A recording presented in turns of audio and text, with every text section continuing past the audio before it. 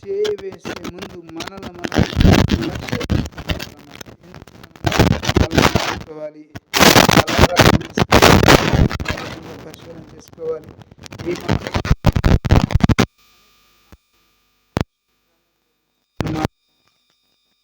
దాని కొరకై ప్రభు అంటున్నాడు. మరి ఆ మాటలు ఈరోజు మన అంశం ఏంటంటే రోమపత్రిక 7వ అధ్యాయము 18 వచనం. రోమపత్రిక 7:18.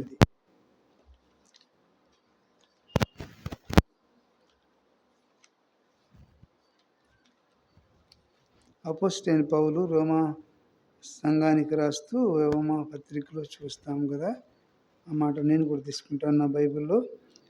7వ అధ్యాయము 18వ వచనం. అందరం కూడా కలిసి చదువుతానికి ప్రయత్నం చేస్తాం. 7వ అధ్యాయము 18వ వచనం ఈ విధంగా రాయబడతా ఉన్నది. ఆ నాయందు అనగా కాబట్టి నేను ఎరుగుదును, మేలైనది చేయవలనే కోరిక నాకు కలుగుచున్నది కానీ దాన్ని చేయుట నాకు కలుగుట లేదు అంటున్నాడు. కాబట్టి రోమాపత్రికలో మనం చూసినటువంటి మాటలు మన గమనానికి ప్రభు తీసుకొస్తున్నప్పుడు, మనం చూస్తూ వచ్చినప్పుడు ఆ మాటలు మన స్పష్టంగా 7వ అధ్యాయము 18వ వచనంలో మనం చక్కగా చదువుకున్నాము మాటలు. కనుక ప్రభు అంటున్నాడు ఇక్కడ ఏమని రాయబడతా ఉన్నదని చూస్తే నా యందు అనగా అంటున్నాడు. నా యందు అనగా నా శరీరమందు మంచిది ఏది కూడా నివసింపదని నేను ఎరుగుదును అంటున్నాడు. కాబట్టి నా శరీరంలో మంచిది ఏదైనా ఉన్నదని మీరు ఎరుగుతారండి అమ్మగారు.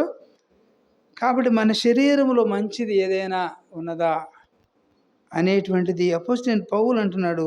నేను ఎరుగుదును అని పౌలు చెప్పినటువంటి మాటలు మన గమనంలో చూసినప్పుడు ఐ నౌస్ ఆఫ్ ది పాల్ అని అక్కడ రాయబడుతున్నది. అయితే అక్కడ అంటాడు కదా, నా శరీరం అందు మంచిది ఏది కూడా నివసింపదని నేను ఎరుగుదును అంటున్నాడు. కాబట్టి నీవు ఎరిగినావా? అపోస్తలుడైన పౌలు ఎరిగి ఆ మాటలు మన గమనానికి తీసుకొస్తా ఉన్నాడు.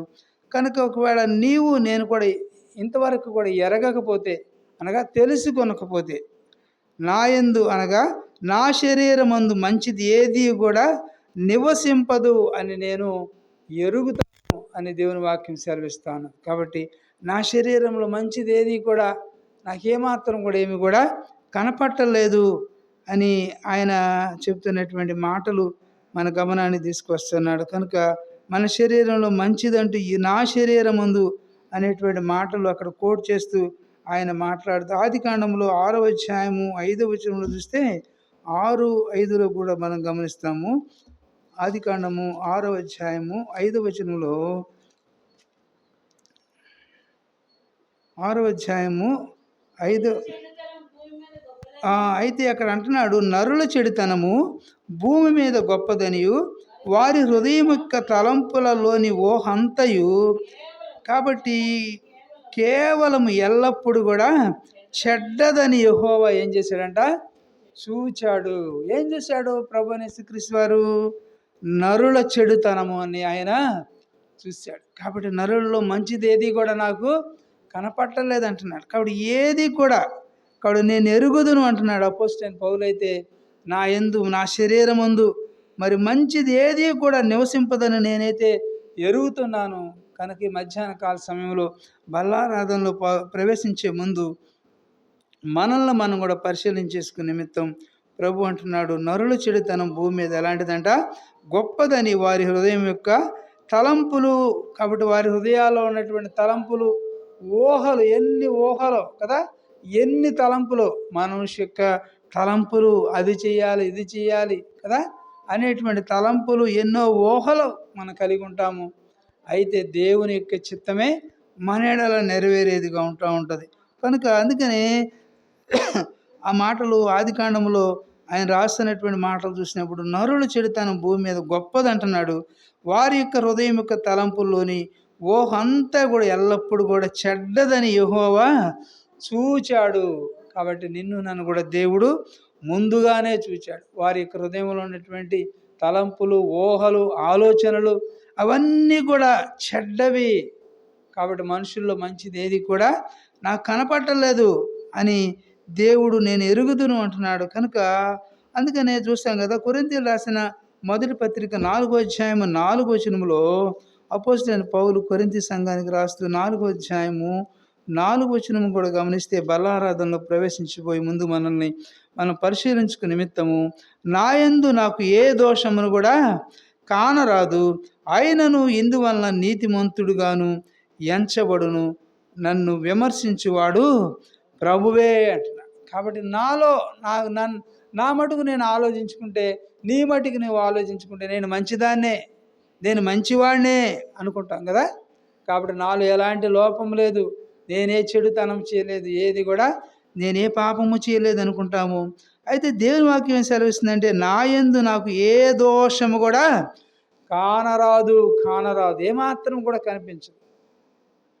మనలో ఉన్నటువంటి లోపాలు ఇవన్నీ కూడా మనకేమాత్రం కూడా ఏ యొక్క మరి స్కానర్ కూడా అవి కనపడవు. కాబట్టి ప్రభు అయిన యేసుక్రీస్తు వారు అంటున్నాడు, మనం ఏ యొక్క బైనాక్యులర్ వేసి చూసినా కూడా అక్కడ నా యందు నాకు ఏ దోషం కూడా కానరాదు. నేను బాగానే ఉన్నాను, ఐఆమ్ ఆల్ రైట్ అనుకుంటాను, నేను అన్నీ కూడా బాగానే చేస్తున్నాను, నేను అన్నీ కూడా దేవునికి ఇవ్వాల్సిన ఇస్తున్నాను, తగిన సమయం ఇస్తున్నాను, ప్రార్థన చేస్తున్నాను, క్రమాలు పాటిస్తున్నాను, ఆచరిస్తున్నాను అని నీలో నీవు, నాలో నేను అనుకుని మనం ఏం చేస్తామంట, మనల్ని మనం మభ్యపెట్టుకుంటాము, సంతోషపడతాము, సంతృప్తి చెందుతాము. అయితే దేవుని వాక్యం ఏం సెలవుస్తుందంటే, అయినను అంటున్నాడు. కాబట్టి అయినను ఇందువలన నీతిమంతుడిగా ఎంచబడను అంటున్నాడు. కాబట్టి అనుకున్నంత మాత్రం నువ్వు నీతిమంతురాలు అవుతారండి? నీతిమంతుని అవుతానా నేను? అవ్వము.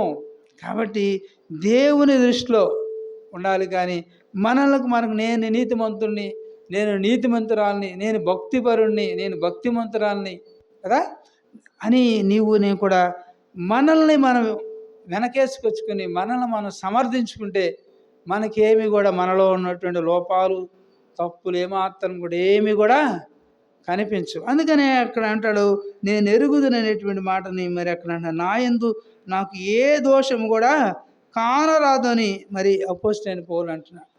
అయితే మనల్ని మనం విమర్శించుకునేలా. కాబట్టి మనలో మన దోషాలు మనకు కానరావు, మన మాటలు మనకు కనపడవు, మన పనులు మనకి మంచి అనుకుంటాం. మనం ఎదుటాలో చెప్తానికి నీతులు ఉంటాయి, మనకైతే మనకు రావు. అయితే దేవుని వాక్యం ఏం సెలవుస్తుంది, అయినను నీ అయినా కూడా ఇందువలన నీతిమంతుడుగా ఎంచబడడు అంటున్నాడు. నన్ను విమర్శించువాడు ప్రభువే.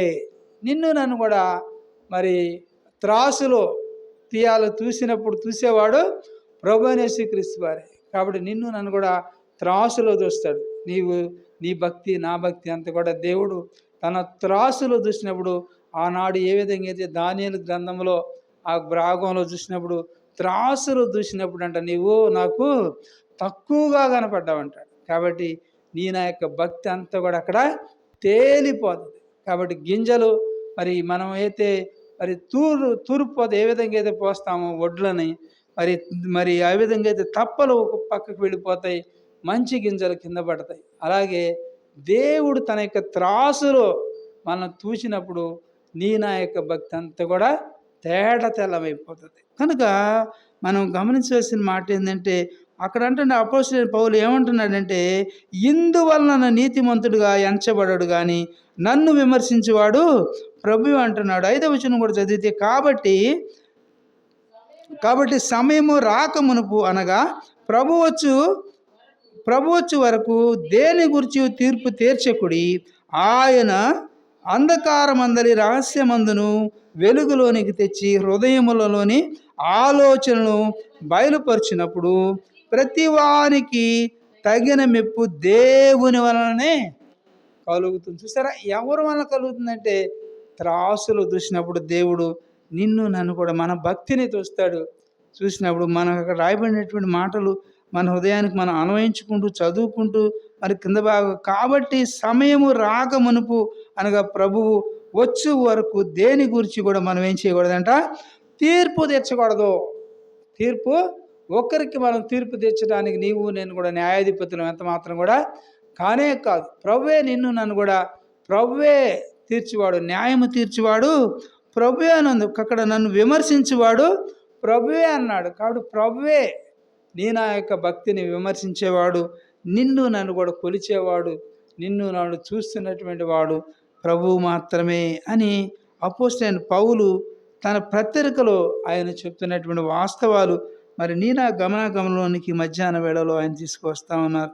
కాబట్టి ఇక్కడ అంటున్నాడు, మరి దేని విషయంలో కూడా మనం మరి అంటున్నాడు, ఆయన వెలుగులోనికి తెచ్చిన, ఆయన అంధకారమందలి రహస్యములను వెలుగులోనికి ఏం చేశాడంట, అంధకారమందలి రహస్యములను దాచిన పాపాలన్నిటిని కూడా ఆయన వెలుగులోనికి తెచ్చి హృదయములోని ఆలోచనలన్నిటిని కూడా ఏం చేస్తాడంట, బయలుపరుస్తాడు. మన హృదయంలో ఉన్నటువంటి ఆలోచనలు, దుష్టత్వము, ఏవైతే నీ హృదయంలో ఉన్నవే, నా హృదయంలో ఉన్నవో అవన్నీ కూడా దేవుడు వెలుగులోనికి తీసుకొస్తాడు ఒకనాడు.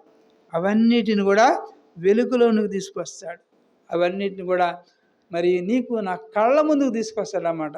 కళ్ళ ముందు తీసుకొచ్చినప్పుడు మనం ఏం చెప్తాం, మరి మనం నోరు వెళ్ళబెట్టి చూడవలసిన వారు ఉంటాం.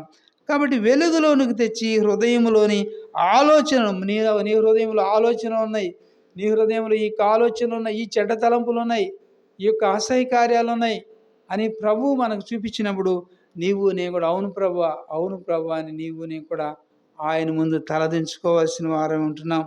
కాబట్టి నా పరిస్థితి ఏ విధంగా ఉన్నదో మనల్ని విమర్శించేవాడు ప్రభువే. కాబట్టి మనము తీర్పు తీర్చుకుని అంటున్నాడు. కాబట్టి నీవు నేను కూడా తీర్పు తీర్చడానికి మనము మరి సమమైనటువంటి వారం ఎంత మాత్రం కూడా కాదని మనం తెలుసుకోవాలి. అయితే అంధకారమందలి రహస్యములను వెలుగులోనికి తెచ్చి హృదయములను అలాగే ఆలోచనలు బయలుపరిచేవాడు ప్రభువే. ప్రతి వానికి కూడా తగిన మెప్పు దేవుని వలననే కలుగునని దేవుని వాక్యము హెచ్చరిక చేస్తుంది. కాబట్టి ప్రతివానికి కూడా మెప్పు అనేటువంటిది ఘనత ప్రభు వలనే మనకు కలుగుతుంది, కానీ మన వల్ల ఎంత మాత్రం కూడా కలగదండి. కాబట్టి నీవెంత మాత్రం హెచ్చించుకున్నా కూడా నీవు తగ్గించబడతావు, కానీ నేను తగ్గించబడతాం. కానీ దేవుడే ఒక వ్యక్తిని ఆశీర్వదించినప్పుడు ఆ వ్యక్తి మరి ఆశీర్వదించబడదు. యాకోబు కూడా మరి ఆ విషయంలో క్రమక్రమముగా మరి ఆ యొక్క దేశమందు ఆ పొలంలో విత్తనము వేసి మరి 100 ఫలం పొందాడు. క్రమక్రమముగా దేవుడు ఆ వ్యక్తిని ఆశీర్వదించినప్పుడు ఆ వ్యక్తి గొప్పవాడైను అని దేవుని వాక్యంలో మనం చూస్తాం. కాబట్టి దేవుడు మాత్రమే చేయగలడు కనుక నేను మరి ఎరుగుదుననేటువంటి మాటని అపోస్తలుడైన పౌలు మరి మన గమనానికి హెచ్చరిక వర్తమానంగా తీసుకొస్తున్నారు. మరి మూడవదిగా కొరింథీయులకు రాసిన మొదటి పత్రిక 13-12 కూడా చూస్తాం. 13వ అధ్యాయం చూడండి. 13వ అధ్యాయము 12వ వాక్యం.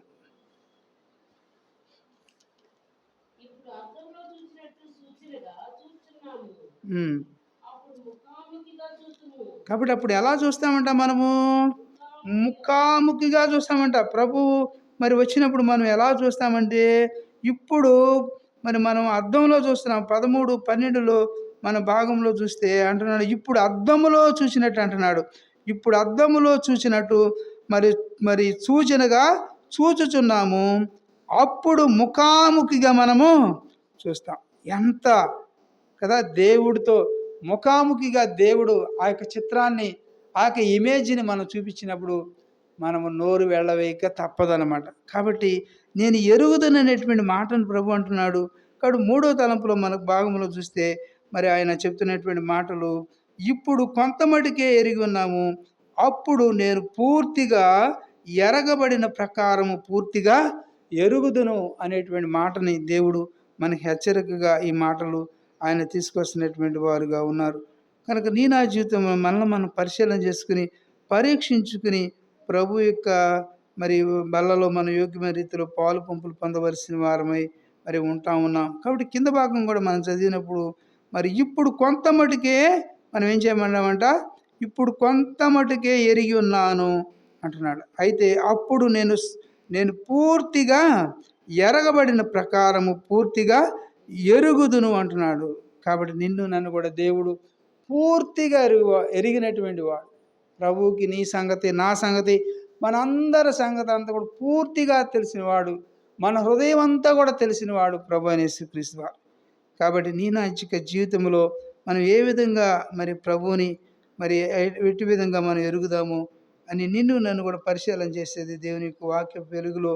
మరి నేను ఎరుగుదును అని పౌలు చెప్పినటువంటి మాట ప్రకారంగా నిన్ను నన్ను కూడా దేవుడు ఎరిగినటువంటి వాడు ఉంటున్నాడు. అలాగే ఫిలిప్పీ పత్రికలో కూడా చూస్తాము. మొదటి అధ్యాయము 19వ వచనం, మొదటి అధ్యాయము 19వ వాక్యం కూడా చూసి మనం బల్ల ఆరాధనలోకి వెళ్దాము.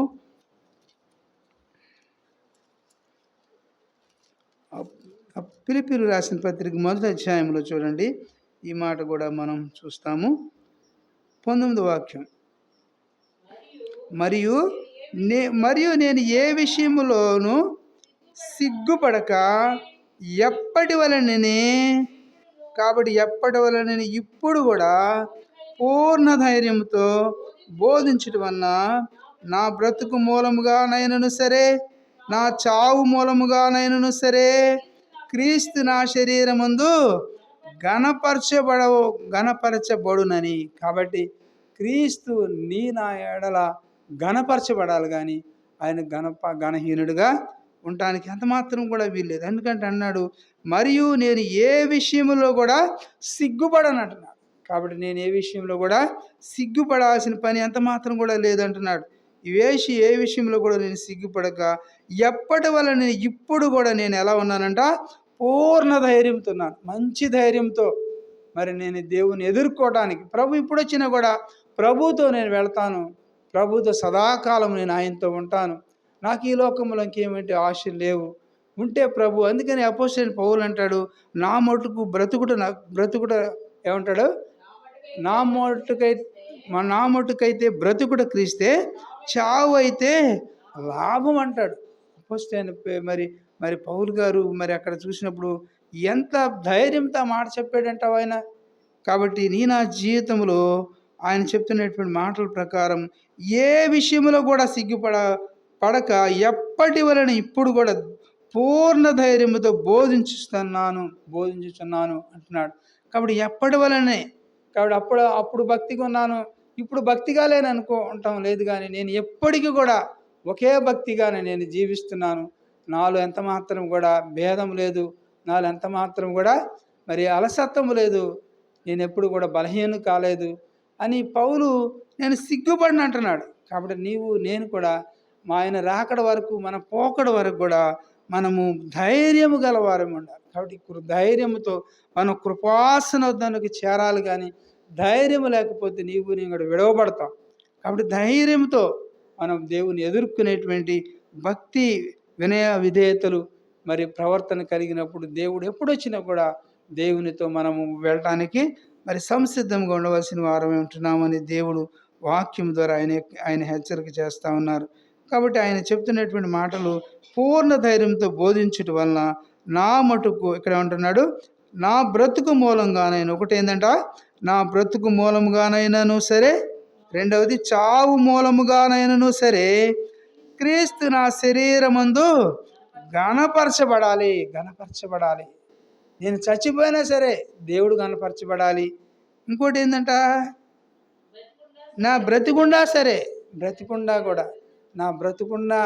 బ్రతికినన్నాళ్ళు బాగా బతికాడరా, బాగా బతికింది రీమే, అయినా సరే ప్రభు గణపరచబడాలి. అంతేగాని ప్రభువుకి అవమానం తీసుకురాకూడదు, ప్రభువుని మనం అవహేళన చేయకూడదు, హేళన అస్సలు చేయకూడదు. నీ బ్రతుకు వలన ప్రభువుని హేళన చేసేటువంటి వారు ఈనాడు ఎంతమంది ఉన్నారు? ప్రభువుని హేళన చేసేటువంటి వారు, అవమానపరిచేటువంటి వారు ఈ సంవత్సరం బాప్తిస్మంలో పాలు పంపులు పొందుతారు, వచ్చే సంవత్సరానికి మరి ఎక్కడెక్కడో బొర్లాడుతూ ఉంటారు, ఎక్కడెక్కడో తిరుగుతూ ఉంటారు కదా. ఎంత అవమానం తీసుకొస్తున్నారు వారి బ్రతుకు మూలాన ప్రభువుకి, ఒకసారి పరిశీలన చేసుకుంటున్నారా? కాబట్టి రెండవ మాట ఏంటంటే, నా చావు మూలముగారైనా సరే క్రీస్తు నా శరీరమందు గణపరచబడాలి. నా శరీరం వలన దేవుడు గణపరచబడాలి, కానీ నా శరీరం వలన దేవుడు అవమానపరచబడకూడదు, ఆయన సిగ్గుపడకూడదు. నా దేవుడు గొప్ప దేవుడు అని మరి ఫిలిప్పీ సంఘానికి అపోస్తలుడైన పౌలు గారు ఒక హెచ్చరికనిచ్చాడన్నమాట.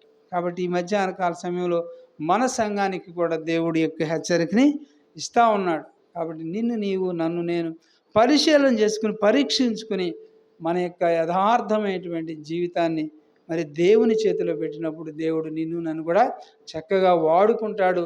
మంచి విలువైన పాత్రగా నిన్ను నన్ను కూడా ఘనమైన పాత్రగా వాడుకోవటానికి నీ మూలకంగా, నా మూలకంగా దేవుడు నామానికి మరి ఎంత మాత్రం కూడా అవమానం రాకుండా ఆయన నామము ఘనపరచబడాలని మనం అటు విధంగా ఆయన కృపలో మరి అటు విధంగా మనం సాగిపోవటానికి దేవుడు మనకు సహాయం చేయనుగాక. ఆమేన్. ఇంతవరకు కూడా మనం బల్ల వర్తమానం విన్నాము. ఇప్పుడు మనం బల్లారాధనలో పాలు పంపులు పొందుతాం.